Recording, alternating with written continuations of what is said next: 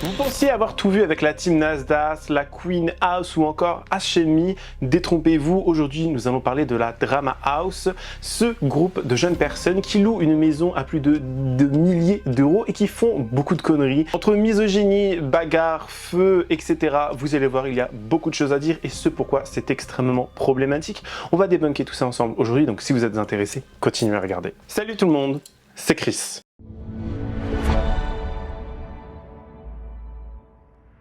Avant de commencer la vidéo et pour ceux et celles qui souhaitent rester au courant de tout ce qui se passe dans l'univers des dramas, actualités, faits divers ou encore influenceurs et tout cela sans filtre et sans langue de bois, je vous invite à vous abonner et activer la cloche de notification pour être toujours au rendez-vous et me rejoindre sur les différentes plateformes. Tout se trouve en barre d'infos pour avoir du contenu additionnel, m'emmener partout avec vous et également participer ensemble à des lives. Merci beaucoup. Alors vous allez très certainement me demander mais qu'est-ce que la Drama House? Bon, comme son nom l'indique, c'est une house remplie de drama. Qu'est-ce que sont les dramas? Ce sont les chamailleries, ce sont les cancans, ce sont les bastons et en veux-tu, en voilà. On a déjà fait pas mal de vidéos sur tout ce qui est un petit peu autour des house. On avait notamment parlé de la Queen House, de la team Nasdaq, de H&M il y a quelques mois de cela en arrière, peut-être un mois et demi, 2 mois maintenant, où je vous ai expliqué un peu le concept. En fait, c'est très simple. C'est d'enfermer des jeunes, des influenceurs, des personnes et ils vont se filmer H24 sur Snapchat ou sur TikTok, faire des lives, etc.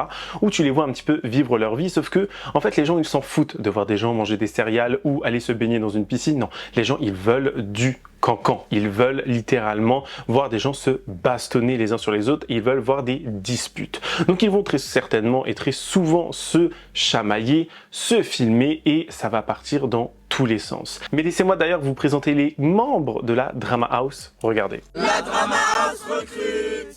On recherche des personnes qui ont un fort caractère. Filles ou garçons, qui sont majeurs qui n'ont peur de rien et surtout célibataires et qui sont hyper drôles et très motivés. Avoir une carte d'identité ou passeport valide. Des gens qui ont du mental. Venez les filles. Je vais vous faire une vidéo récapitulative de toutes les personnes qui adorent la Drama House pour bien comprendre qui ils sont et pourquoi ils sont là. En premier, on a Manu, bien sûr vous le connaissez, l'amour de ma vie. On a Louane, que j'ai fait revenir car j'ai discuté avec elle et honnêtement on est redevenus besties, c'est pour ça qu'elle est là. Là, on a Tyson, alias Manu numéro 2, que j'ai fait venir pour Louane, pour qu'elle lâche Manu, car apparemment c'est son jumeau. Tu trouves que tu ressembles à Manu? Bah oui, parce okay. que je suis Manu. On laisse dans son délire. Maxime, le trompeur de la maison, qui n'est plus en couple avec Jordi, mais bon, je vous montre la suite. Jordi, l'ex de Maxime, le célibataire, parce que Maxime sortait avec toi pour le buzz. Sarah, l'ex de Maxime, ou du moins la meuf, car ils ont dormi ensemble ce soir. Et Claudia, la meilleure amie de Sarah. Ça fait combien de temps que vous êtes meilleure amie? Ça fait 3 ans maintenant. Du coup, meilleure amie, bestie. Genre en vrai, vous êtes des sœurs, genre. Exactement. Vous êtes tout le temps ensemble, vous faites tout ensemble. Je connais ses parents, ses cousins, elle connaît mon frère. Ok. Nickel. Alors de base, le concept de cette Drama House, il est né avec Ethan Berebi. On se souvient d'Ethan Berebi qui était très problématique. Alors il a disparu maintenant depuis quelques mois, il a dû se faire petit je pense, mais c'est le mec qui faisait en sorte que toutes les communautés entre elles se tapent les unes contre les autres en notamment incitant des femmes musulmanes à manger pendant le ramadan, etc. etc. Juste pour vous donner un exemple. Donc ça allait créer en fait un climat de haine, ça allait créer un climat où les gens allaient être choqués et allaient réagir. Donc son contenu de base à Ethan Berebi, c'est de créer des réactions et des réactions sur les réseaux sociaux et pas dans le bon sens du terme. Donc déjà quand on part sur ce principe-là que la Drama House, c'est ce délire de gens qui font que des conneries et qui en plus de cela se mettent les uns sur les autres et on part de base avec Ethan Berebi, je peux vous dire que c'est très compliqué. J'ai fait construire une villa au Portugal et les premiers à l'avoir réservé c'est ces tocards, la Drama House. Je les ai pranké, regardez-moi ça. Hein? Mais arrête de me tirer dessus toi avec ton pistolet. Vas-y tire, c'était un homme, vas-y tire. Bah t'es un homme alors, putain tu vois tout le monde pose la question, mais t'es un homme en fait. Pourquoi t'as un bonnet de bain? C'est très drôle, c'est ma villa là, ils ont loué ma villa et je vais y rester. Eh mais y'a l'abeille, j'aime le miel. Du coup, pourquoi tu ne pars pas? Pourquoi tu restes ici? Bah je vais rester, c'est ma villa. Hein? T'as dit quoi? T'as dit quoi? Et vas-y, pose ta question. T'as dit quoi? Et t'as dit quoi? Pose ta question, réponds. Mais c'était quoi ta question? Mais qu'est-ce que t'as? Mais dégage! Mais il est fou ce mec! Mais il est fou! C'est un malade! Les mecs ils ont loué ma villa! Ils ont loué mon Airbnb et je vais rester là parce que c'est ma maison. Voilà, ils l'ont loué sur Airbnb, il y a une chambre en plus, donc moi je reste là. Voilà. Pas de débat, ça va être très drôle. Votre petite drama house, on va bien les filmer. Mais il y a également deux autres influenceurs, un couple notamment qui s'appelle Manuel Neves et Yasmine Anaïs Carla, je sais pas comment tu prononces, bref je m'en fous. Eux, c'est un couple très problématique. Ils se sont fait connaître sur les réseaux sociaux déjà à la base pour faire croire qu'ils étaient, qu'elle était enceinte, qu'elle a fait une fausse couche. Après elle est devenue mère porteuse, on n'a jamais vu le bébé, c'était un bébé reborn, c'est plus un bébé reborn. Enfin, c'est parti dans tous les sens et ce couple est des plus problématique. Je ne comprends même pas encore que ces gens soient devenus connus et gagnent autant d'argent et une notoriété pareille, parce que moi franchement ça me trouve le cul, je vais vous le dire, ça me choque de me dire que des gens regardent ce type de contenu en mode c'est drôle, hihi, haha, oh, oh, on continue, voilà. Non, je trouve que c'est très très grave. Donc Manu et Anaïs sont des personnes problématiques qui ont fait croire qu'elle était enceinte, mère porteuse, etc. Vous allez voir, c'est vraiment choquant. Aujourd'hui, on va parler de Manu Seven et d'Anaïs avec leur polémique et leur drama qui dure depuis des mois. Et on va s'intéresser à la vraie ou fausse grossesse. Je suis youtubeuse depuis une dizaine d'années maintenant. J'ai également travaillé en agence de stratégie, marketing, communication. Donc ça fait partie de mon métier d'analyser un peu les stratégies d'influenceurs, d'analyser les tendances qui marchent, ce qui marche pas. C'est pourquoi je vous partage un petit peu mon point de vue aujourd'hui sur la situation. Ces deux créateurs de contenu sont surtout connus pour leurs pranks. Et déjà, ça devrait un peu vous éclairer sur la situation. Ils ont toujours su faire parler. Faire parler, c'est leur gagne-pain. Ils ont très bien compris que sur TikTok, ce qui marche, c'est de créer la polémique. Ce qui va faire parler va forcément attirer de l'audience, des vues, et donc vous rapporter de l'argent. Je les ai connus avec cette vidéo où Anaïs allait faire son échographie de datation. Parce qu'en août 2023, Anaïs a annoncé qu'elle était enceinte. Et ils en ont beaucoup joué, ils ont même expliqué que de base c'était une blague et qu'en final ils se sont rendus compte qu'elle était vraiment enceinte. Et à ce moment-là, ils ont gagné beaucoup d'abonnés car je pense que vous l'avez peut-être vu passer dans les pourtois, mais chacun d'entre eux annonçait à leur famille qu'Anaïs attendait un bébé. La famille d'Anaïs a très mal réagi. T'es sérieuse là? À ton âge, mais tu te rends compte de ce que tu fais là?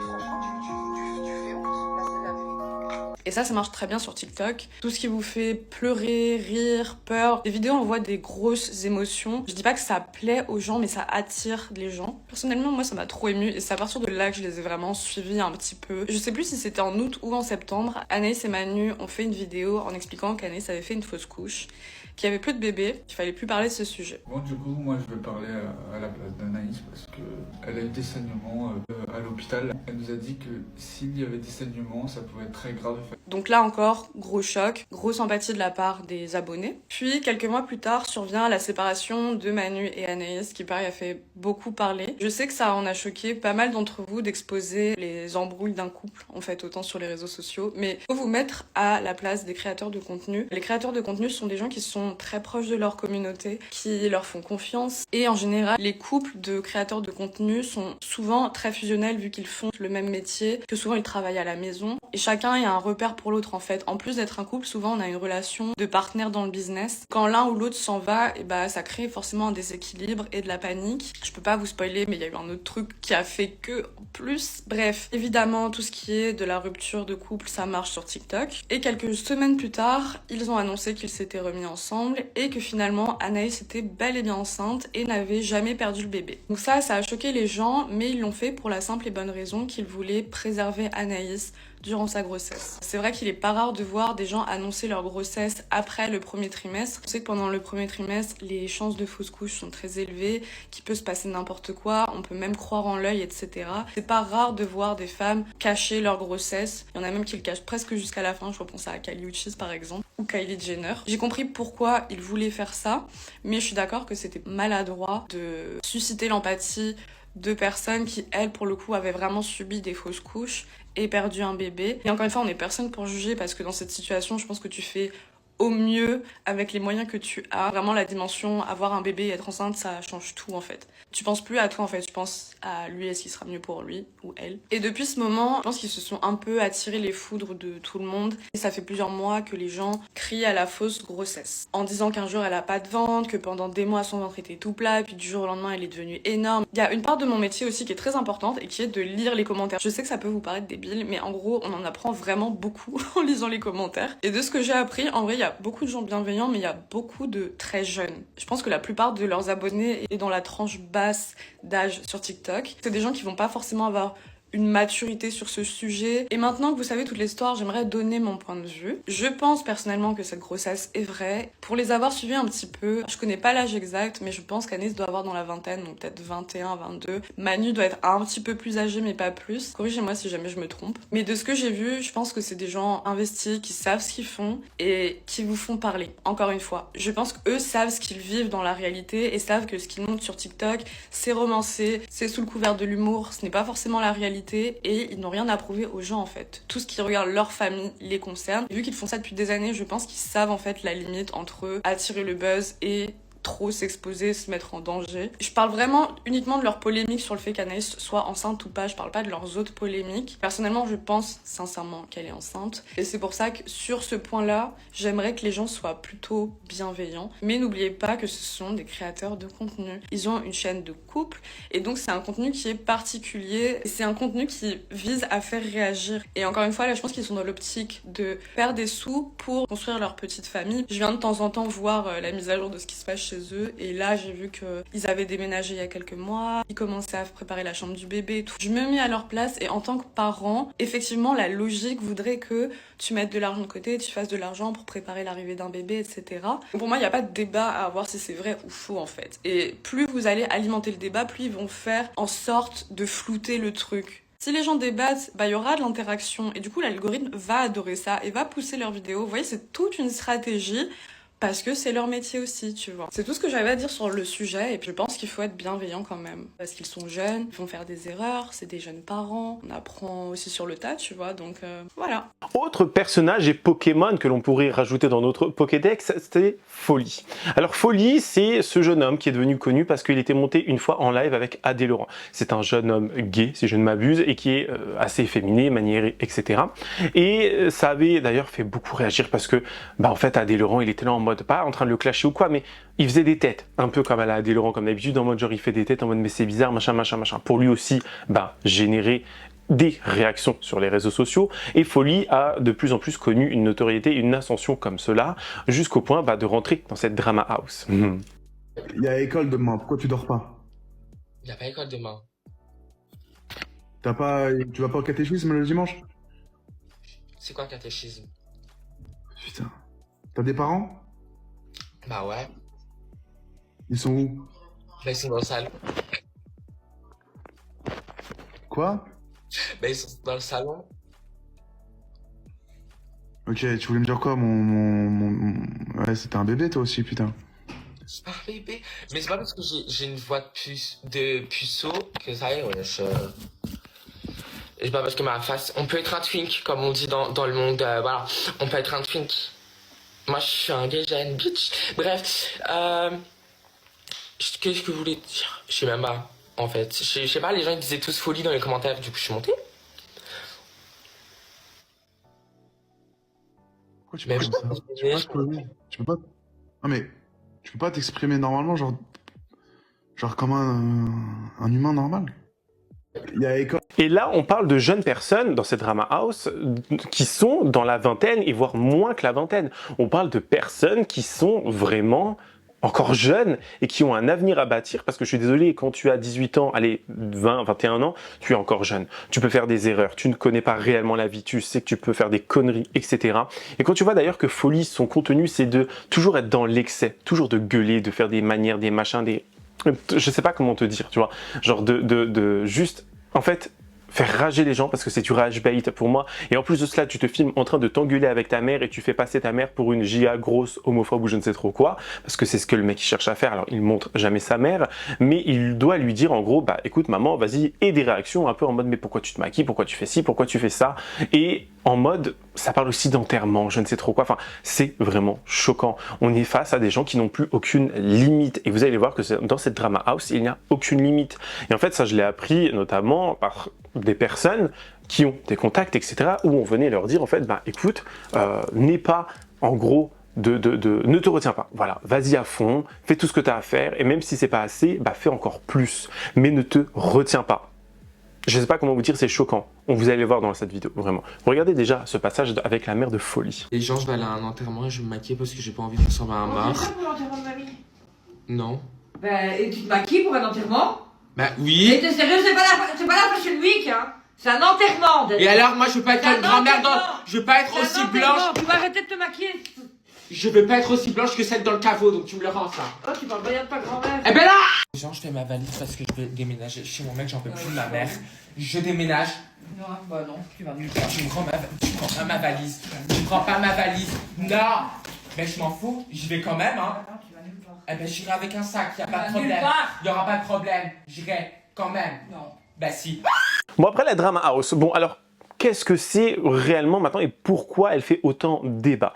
Il y a beaucoup de personnes, déjà, ça se bat H24. Ça se bat à base de nourriture, ça se met des gifs, ça se met des coups, ça se saute les uns sur les autres. Oui, c'est ça, c'est des gens, en fait, des jeunes personnes qui se battent. C'est des jeunes personnes qui sont en train de se monter les uns sur les autres, qui sont en train de montrer une image, en fait, très péjorative, et pour eux, déjà dans un premier temps, mais aussi aux jeunes personnes qui les regardent. Parce qu'il ne faut pas croire que c'est des cadres supérieurs ou je ne sais trop quoi qui regardent ce genre de contenu. Non, non, non. Ce sont des jeunes, très souvent mineurs, qui regardent et qui sont là en mode, bah, vas-y, moi aussi je vais faire la même chose, et qui vont reproduire ce même type de choses dans la cour de récréation, lors des pauses, etc. On se plaint qu'il y ait de plus en plus d'harcèlement scolaire, de personnes qui continuent sur les réseaux sociaux. Mais quand on est en train de glamouriser, si vous voulez, ce genre de contenu, ce genre de comportement en mode c'est trop drôle, regardez les gens c'est des pestes, c'est trop Kent, wesh, slay, claqué, tout je sais pas quoi, ce genre de choses, en fait ça devient très grave parce que les gens vont se dire que c'est le modèle qu'il faut suivre pour être connu, pour être apprécié. Il faut être une peste, il faut aller harceler des gens, taper des gens, se mettre sur les uns, sur les autres. C'est vraiment aberrant. Et le fait que des plateformes telles que Snapchat ne fassent rien, moi je peux vous dire que c'est tout aussi choquant. En fait, c'est, je sais pas, ça me met dans un état de rage, vous n'avez même pas idée.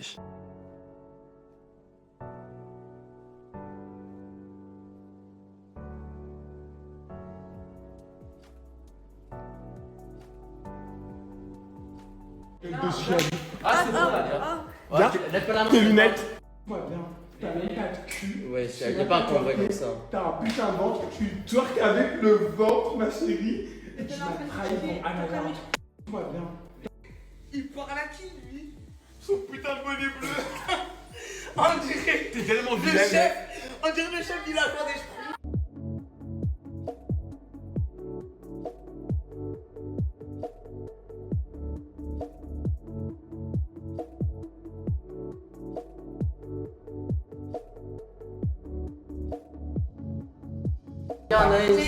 Est-ce que t'as du pain, ça va? Attends seulement quand j'aurai l'occasion, je vais niquer ta Allez, mère. c'est pour ce qui est d'inspiration et que... Oui, on va aller parce que je vais niquer ta mère, je vais écraser sa gueule contre le mur. C'est ça? Ouais, c'est pour ça. Mais je t'ai niqué ta mère la pute, c'est bon? Ouais, ta grosse mère la pute. Ouais, la sienne.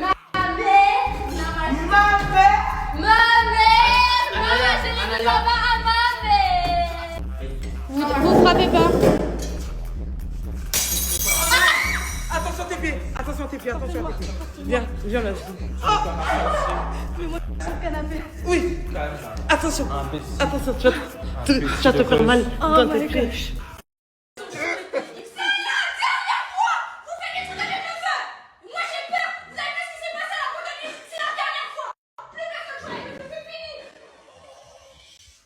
On a parlé déjà de tout ce qui est baston, mais dernièrement, ils ont failli foutre le feu à la villa aussi, où il se trouve. Voilà, villa qui vaut quand même quelques petits milliers d'euros, hein. C'est juste une petite broutille, voilà, quelques 8000 euros pour l'avoir réservé quelques jours, etc. Avec une caution de 2000 ou 3000 euros, enfin une grosse caution quand même aussi. Et tu vois que ces gens détériorent tout. Ces gens n'ont aucun respect pour eux-mêmes, dans un premier temps, aucun respect pour leur entourage, c'est-à-dire les gens avec qui ils sont, mais également les voisins, et aucun respect des lieux. Je ne sais pas si, en fait, ces gens ont eu une éducation. Qu'est-ce que les parents ont fait? Franchement, tout là, cette bande d'animaux, c'est une bande d'animaux. Je suis désolé, venez pas me dire après, je sais pas quoi. Ce sont des animaux, ni plus ni moins. Ils auraient dû être avalés. Parce que, franchement, ils ne servent à rien. Ils ne font rien, à part se montrer en train d'être tout le temps dans des dramas. Genre, je sais pas comment vous dire, c'est aberrant. Ils ont quand même été jusqu'à faire manger de la pâtée pour chien, enfin pour animal, je sais plus si c'était pour chien ou pour chat, à Folie, il y a d'autres personnes. Il y a même des pâtes dans lesquelles ils avaient pissé et qu'ils ont donné à manger à des personnes. Alors, est-ce que c'est vrai ou faux? On va pas te faire vomir.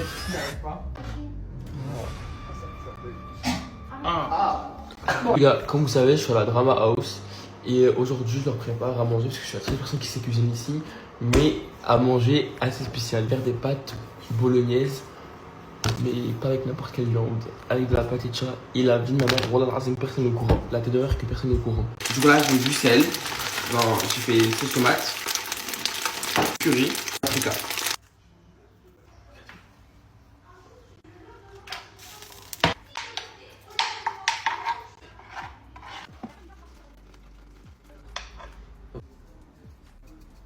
Du coup voilà, là ça ressemble à ça. Waouh! C'est des pâtes à quoi? Bolognaise. Il y en a pour moi. Juste. Bah, j'aime pas les restes de hier. Attends Manu, il a pas mangé. C'est là, j'ai mangé. Il a pas mangé. Bah remange. Tu notes combien sur mon plat sur 10? Non, franchement, je mets un 7. Combien? Je mets un 7 sur 10. Un 7. Et toi? Toi?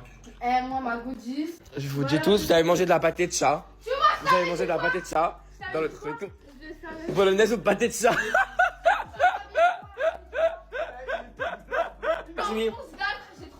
Mais tu me dégoûtes à continuer de manger. Mais là, j'ai la vidéo de la tête de ma mère, je mets de la pâté de chat. Regarde. Ah! On est en train de se faire vomir. Ah, je pourrais pas faire ça, j'ai tellement du mal. Ah, si, j'arrive pas.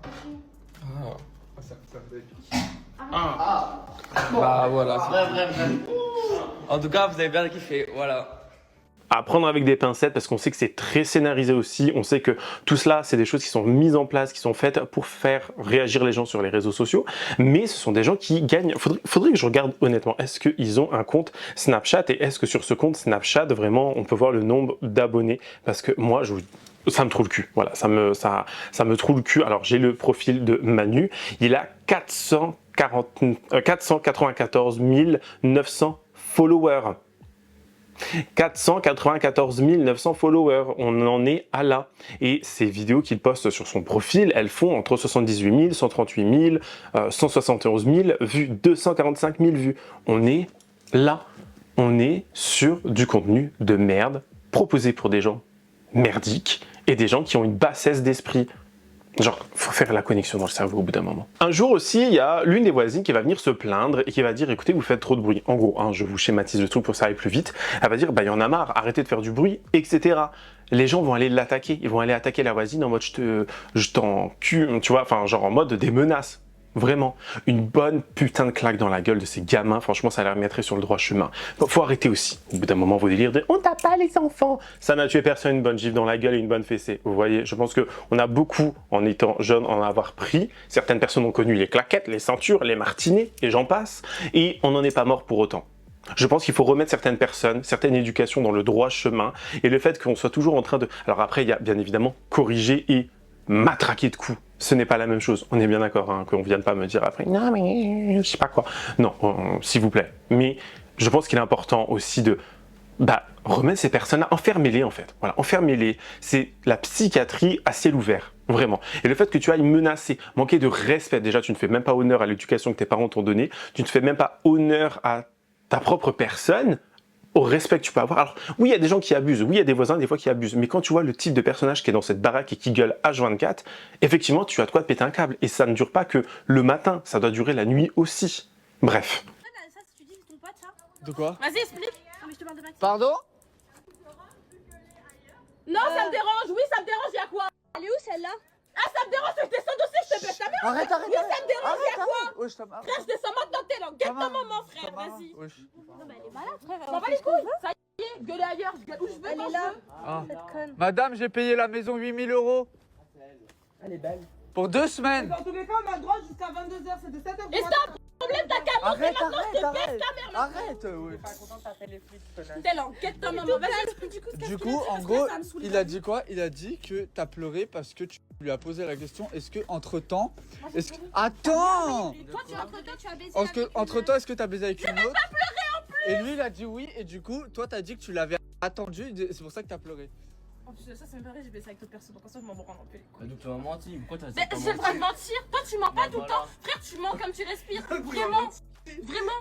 J'ai pas le droit de mentir là-dessus, je m'en Non, attends Manu, 3 fois j'ai posé la question. Mais elle a le droit de Non, mentir tu à m'as partir du menti, moment où tu m'as posé la question. Tu m'as dit, c'est vrai, tu lui as vraiment dit que que tu voulais pas baiser avec elle parce que tu bandais mou? Je stresse trop, en ce moment je stresse. Et quand je stresse... Donc on n'arrive pas à bander, on n'est pas un vrai. Quand je stresse, j'arrive pas à bien manger et je bande pas. Ouais, alors quand je stresse, ça me... Attends, mais ça... Je me mange assis. Ça par contre, ça tu nous l'as pas dit. De quoi? Tu nous l'as pas dit ça tout à l'heure. Non, voilà, il nous a dit qu'est-ce que l'intéressait quoi? Vraiment, toi tu dis ce qui t'intéresse. Moi je commence à balancer tout. Tamara, tu vas voir. Je te dis, Anis aussi. Attends, Anis, écoute. C'est pas quoi la petite? On a eu le droit aussi à du blackface, parce que oui, en Big 2026, c'est vrai que c'est toujours drôle de faire un blackface. Voilà. Blackface, pour ceux qui ne comprendraient pas, c'est une personne qui va venir se grimer, donc une personne non noire, qui va venir se grimer en personne noire, notamment en se peignant le visage de très foncé, enfin pour essayer d'avoir la couleur d'une personne noire, et en faisant des mimiques très clichés dans un premier temps. Donc c'est extrêmement raciste, péjoratif, réducteur également, et le fait que des personnes en fait genre idolâtrent juste ça. Juste ça. Ah, ça fait une blague. C'est un problème, quoi.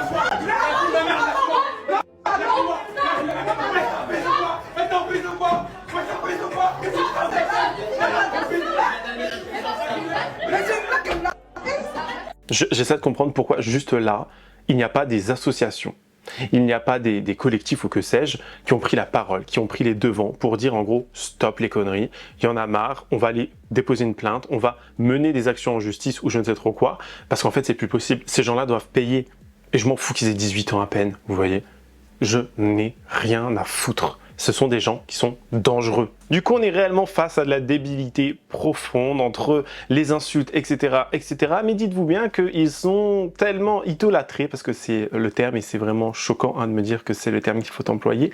Ils sont tellement idolâtrés qu'il y avait tellement de monde devant la maison où ils ont séjourné, ou qu'ils ont loué. Hein. Il y avait tellement de gens qui sont venus en mode... Et quand tu vois les gens, tu dis, bon, bah, les futures générations, ça va être de pire en pire. Honnêtement...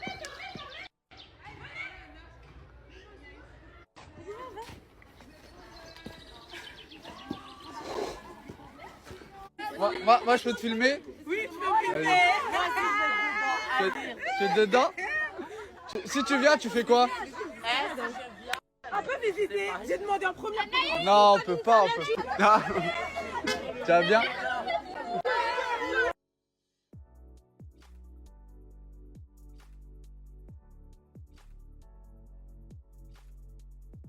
Tout va commencer à s'écrouler, hein, tout ce qui va être retraite, futur, etc., les impôts. Je ne sais pas comment vous dire, mais ces jeunes gens, comment ils vont faire? Honnêtement, je me pose la question. Ces gens ne veulent plus travailler. Ces gens ne veulent plus payer, ces gens ne veulent plus rien faire. Alors oui, il y a des conditions de travail qui sont très compliquées. Il y a des conditions de travail qui sont, comment vous dire, t'as des patrons, des managers, etc. qui sont des vrais trous du cul, hein, on est d'accord. Et je pense qu'il faudrait des réformes là-dessus aussi avant tout. Mais...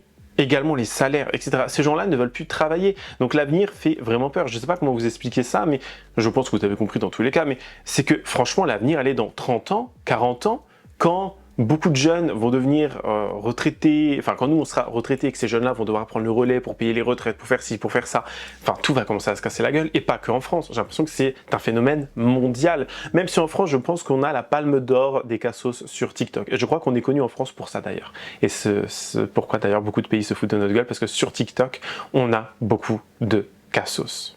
Voilà. Faites gaffe sa tête, il y a la table, Anaïs bouge la table. Wesh wesh. Doucement, doucement, c'est bien.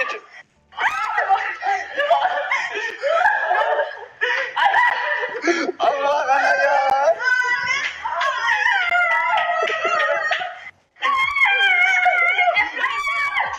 Non, pas les cheveux, pas les cheveux.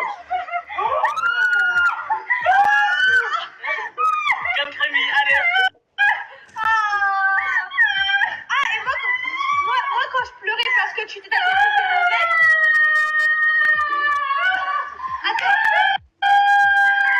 Alors on le sait maintenant que le phénomène des house est extrêmement connu, on l'a bien vu, on a vu que c'était un petit peu les nouvelles télé-réalités. Quand tu vois que la dernière saison des Anges a littéralement flop, en même temps tu nous as ramené toujours les mêmes gueules, il fallait ramener des gens intéressants avec des vrais projets et qui n'étaient pas déjà connus dans la télé-réalité, franchement, enfin, peu connu, mais nous ramener tout le monde, enfin bref, je peux comprendre pourquoi ça flop, on comprend mieux.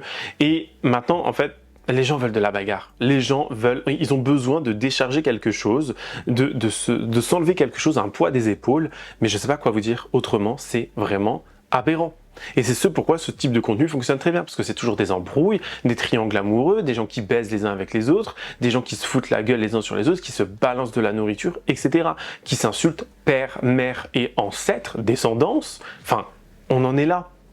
Donc l'avenir fait vraiment peur. J'aimerais des fois me dire que, en fait, il faut que là, ça soit la fin de l'humanité ou je ne sais trop quoi, parce qu'on est face à une débilité tellement énorme que on est fatigué. En tout cas, c'est la fin de cette vidéo. Je ne sais pas quoi vous dire autrement, à part vous dire que voilà, les gens aussi, on n'en peut plus. J'aimerais vraiment des fois me dire que tout cela va s'arranger, mais malheureusement, les réseaux sociaux devraient peut-être s'arrêter un moment, surtout TikTok. Je pense surtout TikTok, ou au moins réguler les choses. Je pense que ça serait le plus important, qu'il y ait une régulation, qu'il y ait des choses qui soient faites et mises en place pour que tout cela aille mieux et que les gens soient moins crétins. Et c'est ce pourquoi d'ailleurs ils sont en train de voter une loi pour éviter que les moins de 15 ans soient sur les réseaux sociaux, et c'est une très bonne chose parce qu'on remarque de plus en plus que la préadolescence n'existe plus, c'est-à-dire que nous, enfin moi je pense que j'étais l'une des dernières générations, peut-être les 2005 grand max aussi, à connaître tout ce qui était Disney Channel, voir des gens, voilà, des ados qui sont pas encore dans l'adolescence, des préados, etc., qui ne sont pas des adultes. Maintenant quand tu vois des gamines se maquiller à 8 ans, tel retard pouffé comme à Hollywood ou je ne sais trop quoi, qui viennent te faire une routine soin Sephora en 8 étapes, et que tu vois qu'il y a des gens qui sont habillés, tu as l'impression que leur but c'est d'avoir un sac Chanel à 8 ans, alors oui, tu peux avoir des ambitions, ok, mais quand ces gens-là te vendent le truc et qu'ils fassent pas leur âge, moi je pense surtout à Julia Sarkozy, il faudrait un jour que je fasse une vidéo sur cette petite peste, parce que vraiment, je ne comprends pas comment on peut lui donner autant de gaz à cette fille-là, vraiment, mais on a des ados, des pré-ados, des gens qui ont 14 ans, qui sont littéralement, en fait, des adultes dans leur tête et qui pensent être des adultes. Et qui se maquillent, qui s'habillent comme des adultes. C'est dangereux, vraiment dangereux. Mais c'est un autre sujet, mais on est face vraiment voilà, à une évolution des réseaux sociaux qui va dans le très mauvais sens du terme. Les gars, est-ce que en 2026, on peut arrêter l'hypocrisie? L'être humain peut arrêter d'être hypocrite. Vous voyez par exemple là, The Drama House. Personnellement, moi, je les gars là-bas. Je les suis pas et tout. Moi, j'ai pas le temps d'être haters. Si je suis pas en contenu, j'aime pas ou je m'en fous, voilà, je là-bas. Je vois tout le monde les critique matin, midi, soir, goûter. Soit-disant, ils sont gênants. C'est quoi cette house et tout machin. Soi-disant, vous dites ça. Je suis tombé sur leur compte, 357 000 abonnés. Il y a plus de 300 000 personnes qui les suivent. Plus de 8 millions de likes. Vous arrêtez 10 secondes, Théma les stats qu'ils font. Minimum 100K. Minimum. Et regardez, parce que du coup j'étais voir un peu les membres, ils sont 10 membres. Le plus petit, en tout cas l'un des plus petits c'est Maxime, il a 200K. Les Anaïs, les Manu, machin et tout, ils ont le million. Donc en fait à un moment donné vous mentez. Vous êtes hypocrite, vous kiffez. J'ai été voir le nombre de commentaires sur leur TikTok. Le nombre de favoris, le nombre de likes, de follow, de trucs, vous mentez, vous aimez. C'est gênant à quoi ils jouent, mais Théma, vous êtes les premiers à vous abonner, à cliquer, à liker, à partager, à commenter, à donner de la sephore. Non, mais même s'il faut arrêter l'hypocrisie. En tout cas, dites-moi ce que vous avez pensé de cette vidéo et donnez-moi votre avis le plus sincère avec courtoisie, respect et sincérité. Comme d'habitude, je compte sur vous. N'hésitez pas à vous abonner et activer la cloche de notification pour être toujours au rendez-vous. N'hésitez pas à me rejoindre sur les différents réseaux sociaux. Tout se trouve en barre d'infos. Et sinon, moi, je vous fais plein de gros bisous. Je vous dis à la prochaine. Prenez soin de vous. Bye, guys.